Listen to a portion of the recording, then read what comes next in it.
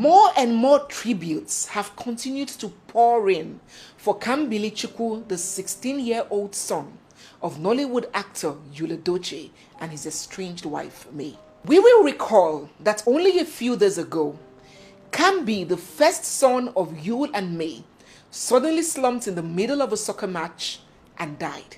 And today, we have some updates. So without further ado, let me run you through all that has emerged since our last video.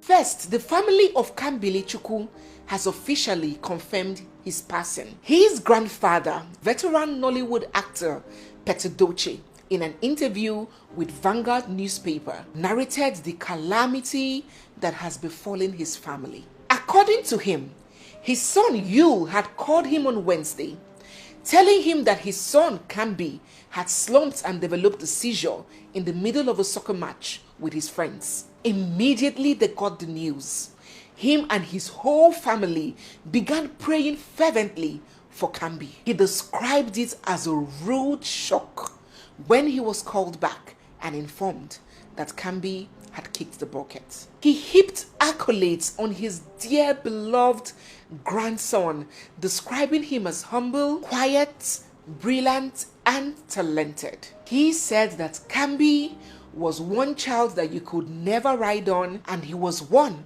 who never got angry regardless of the situation.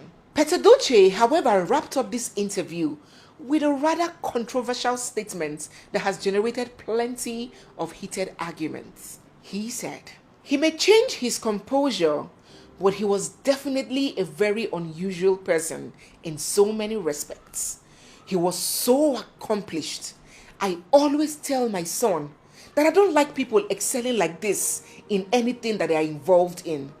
Experience has taught me that such people don't last long. Edochie wrapped up by saying that it was quite unfortunate that his grandson had died when he had shown great promise. So according to Edochie, Kambili was that child, the kind of child that had so much grace, so much speed, so much spirit of excellence. A child that excelled and prospered in virtually everything they laid their hands on. And according to Edochie, such people do not live long. And he had expressed his worry to his son, pointing out that his grandson had such a very unique gift, and people that are made that way usually have their lives cut short.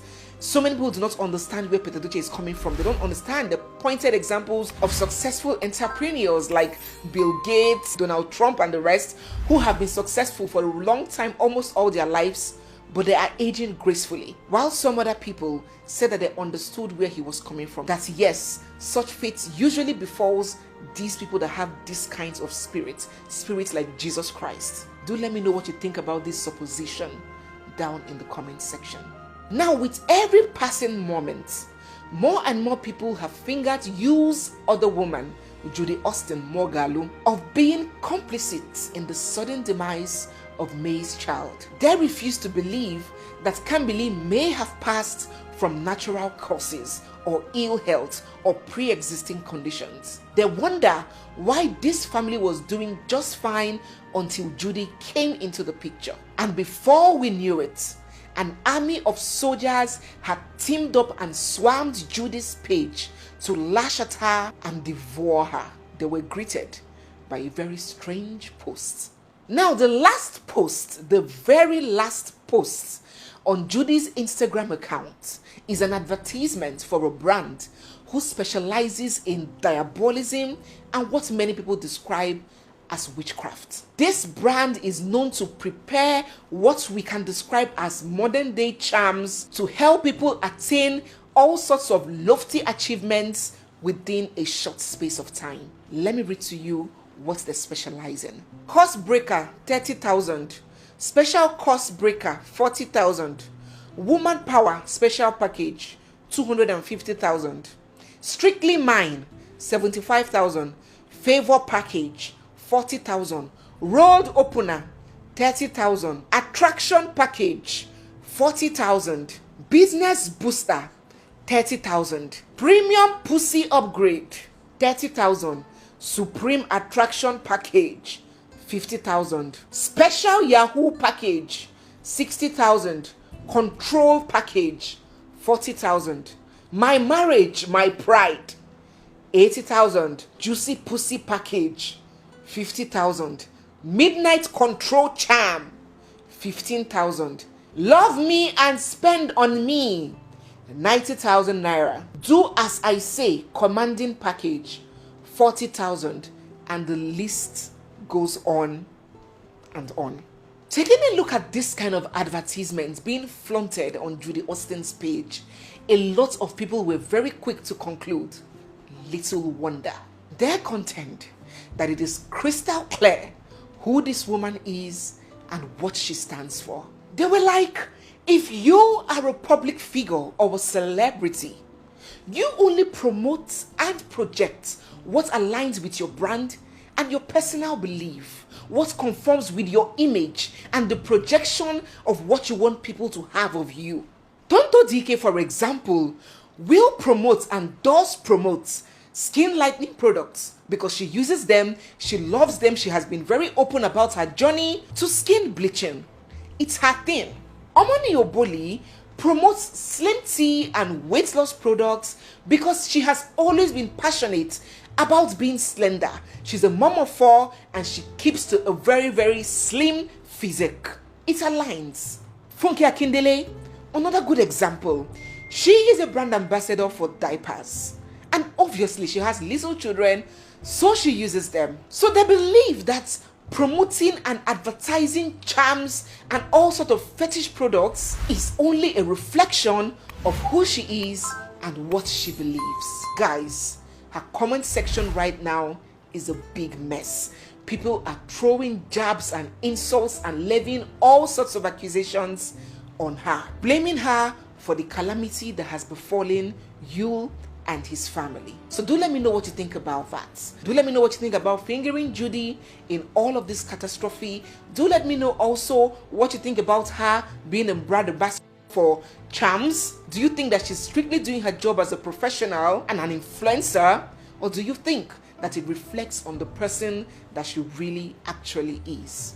Do drop your thoughts in the comment section.